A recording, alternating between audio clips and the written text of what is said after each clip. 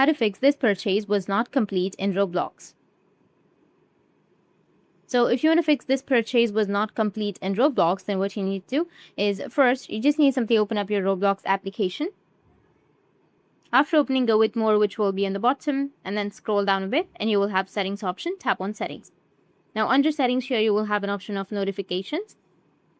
Make sure that you've turned on the notifications. Once done, you need to go with the account info, and under account info, you need to make sure that either your phone number or your email has been verified and you are the age above 18 or 16. Make sure that your account has been verified. Once you've done that, you are going to head over to your Play Store. After opening your Play Store, you need to go with your profile, which will be in the top, and then go with payments and subscriptions. Now on your payment method, you need to make sure that you add your debit or your credit card. Or if you want to add PayPal or something else, you can do that as well. Once that is connected, you should be able to successfully purchase your items on your Roblox.